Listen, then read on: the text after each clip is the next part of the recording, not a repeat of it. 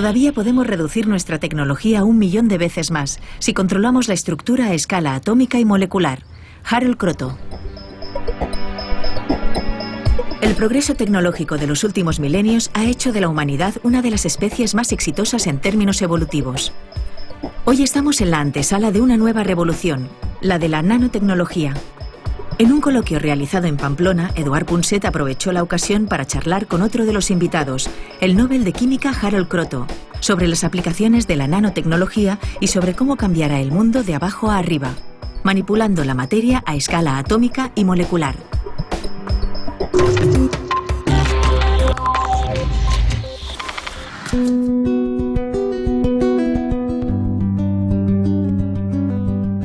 La nanotecnología o la nanociencia consisten en el ensamblaje de abajo arriba de sistemas complejos. Surgen posibilidades bastante interesantes que tal vez un día, ni que sea de aquí a bastante tiempo, llegue a desbancar al ensamblaje de arriba abajo, esta tecnología tan increíble gracias a la cual tenemos los ordenadores y todos los aspectos de los estados sólidos.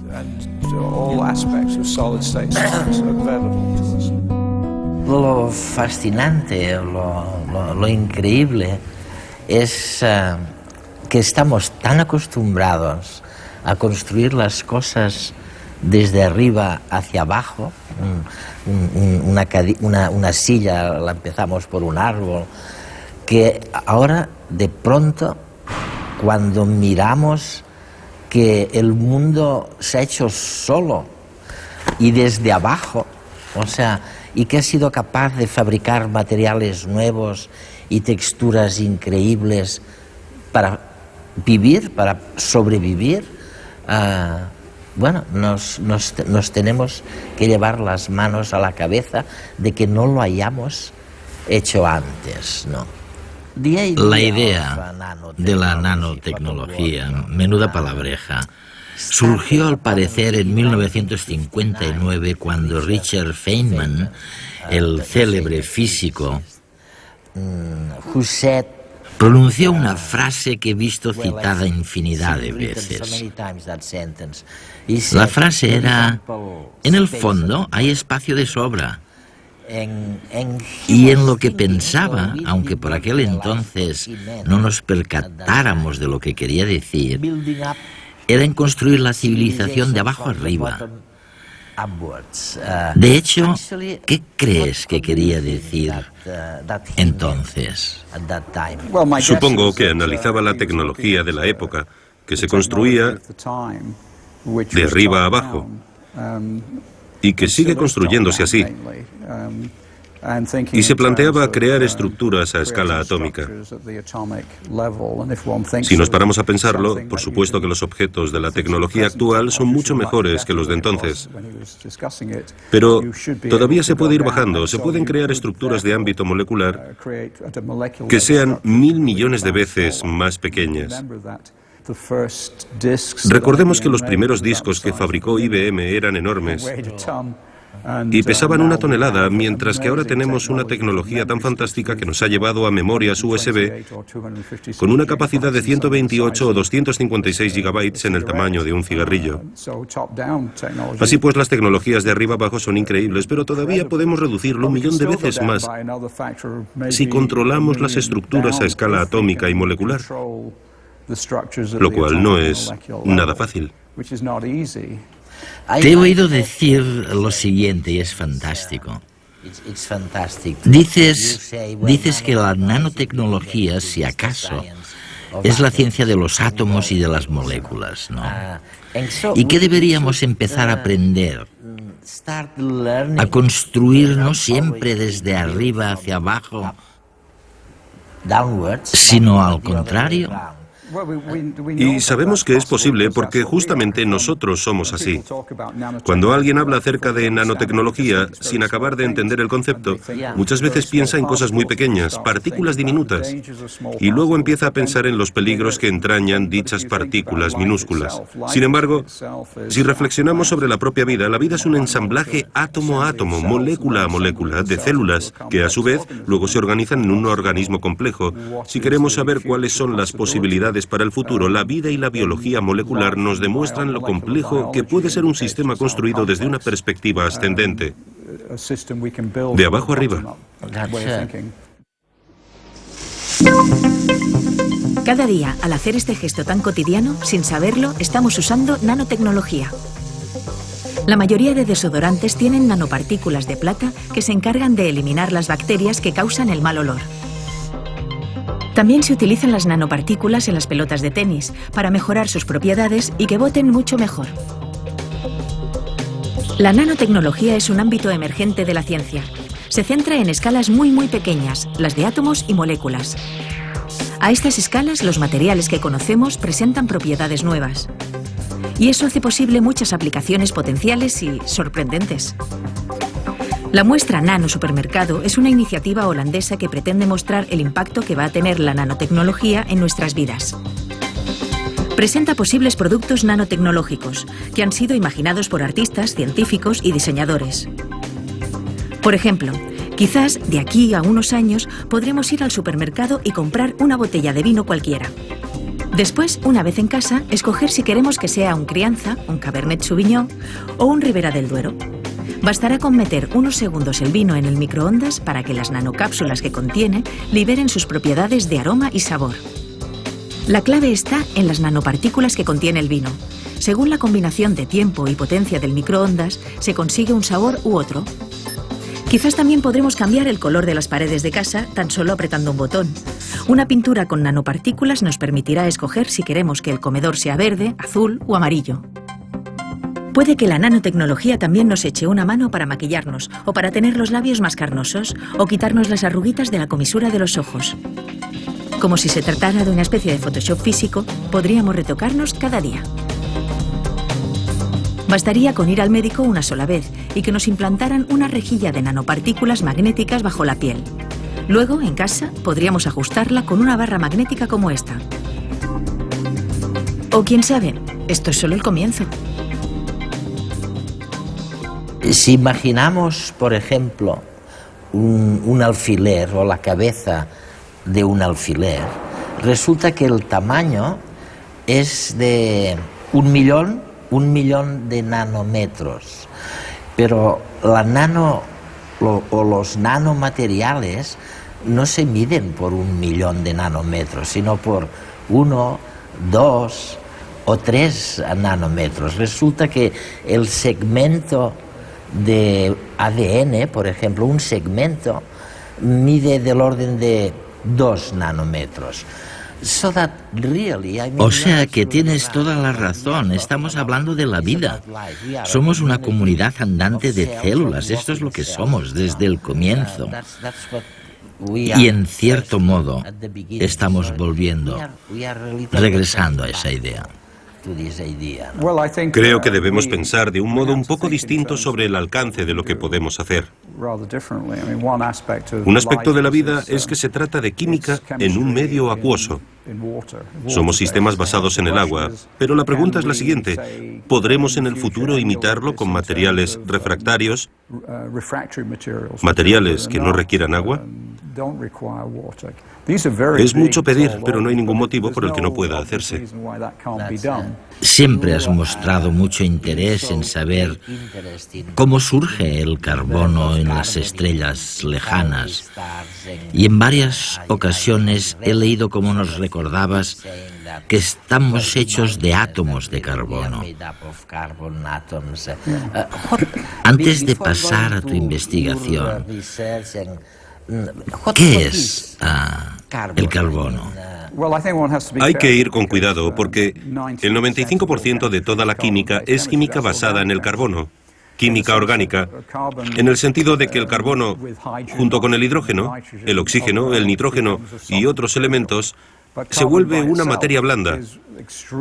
Pero el carbono en sí mismo es extremadamente refractario. Además, controlar la química del carbón puro no es fácil.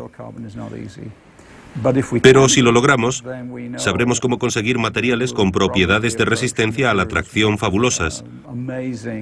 propiedades cuánticas asombrosas y propiedades electromagnéticas extraordinarias. Se trata de un gran reto, pero no hay motivo para pensar que no se pueda resolver.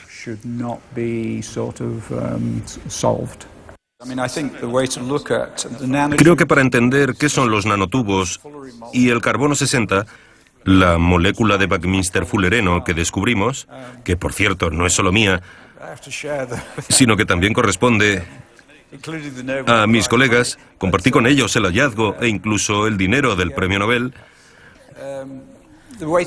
Se puede pensar en los nanotubos como estructuras alargadas.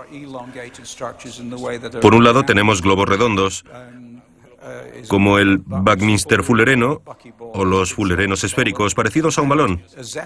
Y por otro está la forma de cepelín o de tubo alargado con similitudes y propiedades eléctricas de lo más interesantes. El carbono 60 también tiene propiedades muy interesantes porque es una excelente trampa de electrones y se podría utilizar como dispositivo de almacenamiento, tal vez en la próxima generación de ordenadores y conmutadores.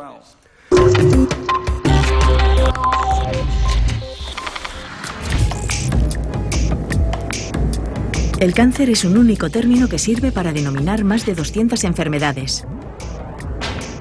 Todas ellas tienen en común que una célula sana y normal, de repente, se transforma en otra que tiene un comportamiento peligroso para el cuerpo humano. El tratamiento más común es la quimioterapia. Se administran fármacos al paciente para destruir las células y tejidos enfermos. Se reparten por todo el cuerpo a través de la sangre. Por eso, para llegar a la zona que se quiere tratar, se necesitan grandes dosis de químicos, lo que comporta numerosos efectos secundarios indeseados. Algunos científicos han comenzado a investigar cómo administrar el fármaco solo en las zonas enfermas, sin que se disemine por todo el cuerpo.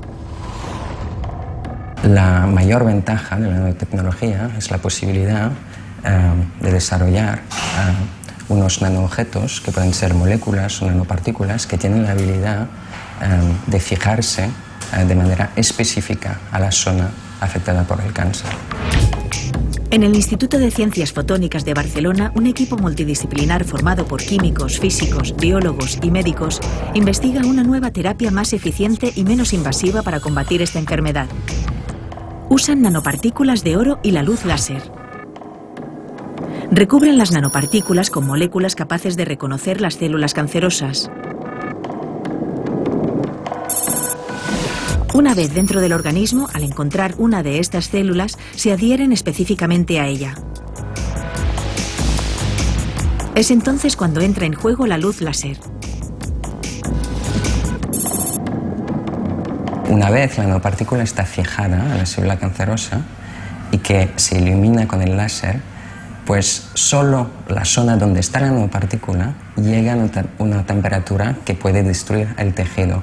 Todas las zonas que son sanas y donde la nanopartícula no se ha fijado, entonces no están afectadas por la iluminación láser. La nanotecnología también puede ser muy eficiente en el diagnóstico temprano de la enfermedad. Las partículas de oro se pueden usar como un sensor, capaz de detectar marcadores tumorales que circulan por la sangre. En el ICFO desarrollan unos chips ópticos como este. Estas nanopartículas están dispuestas en determinadas zonas del chip. Se recubre la nanopartícula de este anticuerpo y luego se expone estas nanopartículas a la muestra, que en este caso es la sangre del paciente. Si hay marcadores dentro de la sangre, entonces las moléculas se fijan a la superficie de la nanopartícula, conectándose al anticuerpo, y entonces esto induce un cambio de resonancia de las nanopartículas. Monitorizando este cambio de resonancia, sabemos si hay presencia de este marcador, pero también sacamos información sobre la concentración de este marcador.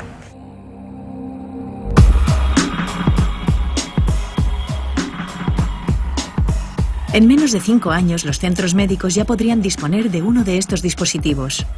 Además, al ser de tamaño reducido, permitirá que se puedan llevar a países en los que no disponen de los recursos necesarios para hacer diagnósticos tempranos. Para que este tipo de tratamientos se pongan en marcha en hospitales, aún tendrán que pasar varios años. Quedan por resolver cuestiones importantes, por ejemplo, cómo hacer que el paciente elimine del organismo nanopartículas que podrían ser tóxicas una vez acabado el tratamiento. El futuro no ha hecho más que empezar, y sin duda, la biología, de la mano de la nanotecnología, será el gran reto científico del siglo XXI.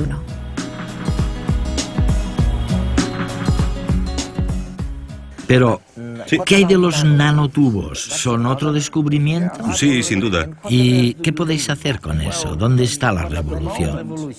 Lo más interesante es que al estudiar los nanotubos se ha constatado que tienen propiedades absolutamente fascinantes. En primer lugar, las propiedades eléctricas. No presentan pérdidas en la conducción, son lo que se denomina conductores balísticos, de modo que el número de electrones que se introduce por un extremo es igual al que sale por el otro. En un cable normal se pierde alrededor del 50% de la electricidad, es decir, sí que hay pérdida. En segundo lugar, y se trata en cierto modo de lo más apasionante, las propiedades de resistencia a la tracción. Gracias a las propiedades de resistencia a la tracción de los nanotubos, tenemos la posibilidad de revolucionar la ingeniería civil. Son palabras mayores. Para explicarlo, imagínate por un momento una caja de pajitas de papel. Una sola pajita se puede doblar muy fácilmente. Pero si tomamos la caja de pajitas de papel y le ponemos un pegamento muy débil a cada una para pegarlas con cuidado entre sí y miramos al final del envase, veremos que quedan todas las pajitas empaquetadas formando un patrón hexagonal y que todas ellas tienen un diseño precioso en los extremos. Si las pegamos, podemos obtener un conjunto de pajitas, tal vez un centenar, con una fuerza increíble, así que a partir de papel de pajitas individuales se puede fabricar algo muy sólido. Y resulta que se puede hacer algo parecido con los nanotubos. Hay quien lo ha hecho con unos 30, 40, 50 y 100. Solamente eso, algo muy cortito. Pero no hay ningún motivo teórico por el que no se pueda hacer lo mismo de 1 metro de longitud o de varios metros. Y llegar a juntar 10 elevado a 15, ¿de acuerdo? Es decir, 1.000 millones de millones. Si lo lográramos, entonces podríamos crear un material que probablemente tendría las propiedades más extremas de fuerza que se pueden conseguir a la temperatura ambiente que necesitamos. Probablemente podríamos construir puentes tan resistentes que no se vinieran abajo en caso de terremoto, o aviones tan ligeros y potentes que, incluso si fallaran los motores, seguirían planeando durante distancias larguísimas. Por tanto, la posibilidad está ahí. El problema es que no sabemos cómo unir 1.000 millones de ellos. Solamente podemos unir un centenar a la vez, lo que supone unos pocos micrones, mucho menos que 1 milímetro por ahora. Sin embargo, no hay ningún motivo teórico que nos impida lograrlo en el futuro. Ahora lo que necesitamos realmente son jóvenes inteligentes que resuelvan el problema. Mi ejemplo favorito es que podríamos construir un coche tan resistente y ligero que al llegar a un cruce no necesitará semáforos, siempre saltaría por encima del resto de coches. E incluso si no saltara por encima, podría rebotar contra otro coche sin peligro alguno y sería tan divertido como los autos de choque. Creo que todos convendrán conmigo en que, bueno, no conozco a nadie a quien le gusten los semáforos. ¿Hay alguien entre el público al que le gusten los semáforos? Si lo hay, evidentemente tiene que ser alguien que se dedique al negocio de los semáforos, porque los únicos partidarios de los semáforos son los que los fabrican. Siempre he pensado que una opción para enriquecerme sería crear un negocio de semáforos, pero entonces sería la persona más odiada del país. Sea como sea, lo importante es que esta posibilidad existe y es apasionante, y me parece que en algún momento del futuro se materializará. Se ha suscitado cierta desconfianza, por decirlo suavemente, sobre este nuevo sistema de construir las cosas desde abajo hacia arriba, que vuelve al origen de la vida. ¿Cuáles son los peligros reales, si es que existen esos peligros? No pongo en duda que hay algunos peligros, pero creo que sabemos cómo controlarlos, que ahora hemos mejorado mucho y lo entendemos todo mucho mejor. Y quiero añadir que es algo común a cualquier nueva tecnología, no se limita a la nanotecnología. Permíteme poner un ejemplo. Imagina que pudiéramos remontarnos 100 años en la historia y volver a 1910. Que luego dijéramos, vamos a desconfiar mucho de la química del siglo XX. Y sentáramos a un grupo de personas alrededor de una mesa para que reflexionaran y se centraran en los peligros de la química. Tras sentarse a debatirlo un rato, podrían, si fueran muy listos, predecir cosas como los gases neurotóxicos, podrían incluso anticipar la tragedia que ocurrió con la talidomida o predecir el desastre de Bhopal. Y luego podrían decidir, bueno, hay peligro, así que mejor no hacer nada en el campo de la química. Pero si volviéramos a 1910, le hiciéramos caso a este grupo de presión y no hubiéramos avanzado en la química desde 1910, no tendríamos silicona, no tendríamos penicilina, no tendríamos muchísimos fármacos. En general no tendríamos la mayor parte de los plásticos, no tendríamos los materiales que ahora mismo conforman el mundo moderno. No existiría la pintura de este cuadro. La mayoría de gente está muy contenta con su móvil. No se podría fabricar un teléfono móvil sin la química del siglo XX. Todos han sido avances increíbles, y creo que hasta ese grupo de personas ahí sentado reflexionando tendría que convenir en que estamos mejor ahora. Desde luego. La humanidad consume una cantidad enorme de energía. Por ejemplo, si cortásemos todas las plantas que hay en la Tierra y las quemásemos para obtener combustible, no obtendríamos ni la mitad de lo que necesitamos en un año. Sin embargo, el Sol irradia cada hora casi 10 veces más energía de la que consumimos anualmente. Tan solo un 5% de esa enorme energía sería suficiente para cubrir las necesidades energéticas de todo el planeta. De ahí que hoy en día se estén dedicando muchos esfuerzos para tratar de aprovechar la energía fotovoltaica. Podemos generar electricidad con la energía del Sol. Para ello se requiere un material que absorba la luz solar y que sea capaz de transformarla en energía eléctrica. Esto es lo que son capaces de hacer las células fotovoltaicas. En el Centro Nacional de Energías Renovables CENER, en Pamplona, investigan cómo hacer que estas células sean cada vez más eficientes. Una célula fotovoltaica, esencialmente, lo que supone es una pila como las que nosotros compramos en cualquier tienda. En principio, la ventaja de las células fotovoltaicas es que simplemente con el hecho de poner el dispositivo, el material al sol, en el extremo de la célula fotovoltaica se obtiene una corriente. Ventajas, bueno, es fácil, limpio, silencioso, no requiere ninguna otra aportación externa para tener electricidad directamente. Existen 3 generaciones de células fotovoltaicas en el mercado. La más implantada es la que usa como materia prima el silicio cristalino. De hecho, 8 de cada 10 placas solares fotovoltaicas que hay instaladas en todo el planeta están fabricadas con este material. El silicio tiene una eficiencia del 15%. Eso quiere decir que puesto al sol consigue transformar el 15% de la energía que le llega en electricidad. En CENER investigan cómo aumentar ese porcentaje. Una de las formas de conseguirlo es a través de la nanotecnología. Junto con la empresa Fidena, el CENER trabaja en un proyecto llamado Células fotovoltaicas nanotexturizadas. El objetivo es aplicar nanotecnología en los procesos industriales de fabricación para mejorar las propiedades de los materiales, en este caso del silicio, y así conseguir que sea más eficiente.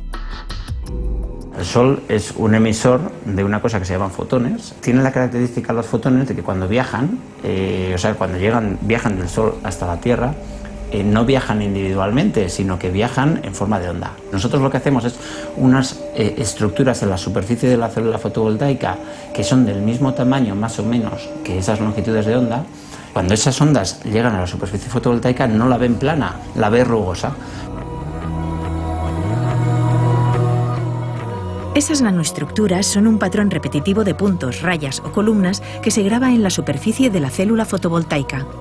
Al texturizar la superficie con estas nanoestructuras, se consigue aumentar el rendimiento de cada célula un 1%. Quizás pueda parecer poco, pero en realidad es bastante significativo. En unos 5 años, las placas fotovoltaicas de los hogares serán nanotexturizadas. Pero, ¿será esta tecnología un sustituto real de los combustibles fósiles? Seguramente la respuesta se halla en estas nanoestructuras, 1000 veces más pequeñas que el grosor de un cabello humano, pero capaces de capturar y transformar los rayos de sol en energía limpia, fácil y segura. Quizás puedan acabar solucionando nuestros problemas de dependencia del petróleo.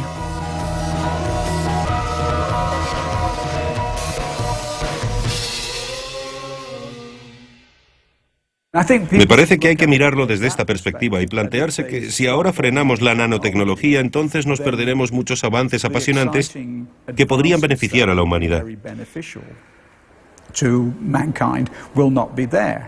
Puede que la nanotecnología solucione nuestros problemas con, por ejemplo, la conversión de la energía solar. En realidad, el carbono 60 ha demostrado que puede aumentar la eficacia de las células solares orgánicas. Deberíamos darnos cuenta de eso. Además, creo que otro aspecto mucho más peligroso para la humanidad es la estupidez de los políticos, que han creado 28.000 armas nucleares. Es la misma estupidez, la misma que hace que tengamos un Ministerio de Defensa que firma contratos para utilizar la ciencia y la tecnología para fabricar más armas peligrosas. Por ejemplo, la estupidez del napalm.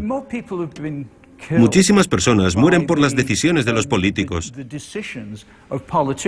que no resuelven los problemas sociales sentándose a debatirlos alrededor de una mesa, sino mandando a jóvenes a matarse unos a otros con armas cada vez más eficaces. Hay que darle la espalda a eso. Sí. Y pese a todas esas consecuencias malas de la tecnología, la realidad sigue siendo que si miramos la evolución, no ha habido mejoras, progresos de la civilización sin tecnología. La tecnología siempre ha estado en la base, en el fondo. Sí, nos enfrentamos a problemas acuciantes de sostenibilidad, de supervivencia, e intentamos forjar una sociedad que dependa menos del petróleo. Son nuestras verdaderas batallas y la nanotecnología, al parecer, puede ayudarnos en este sentido.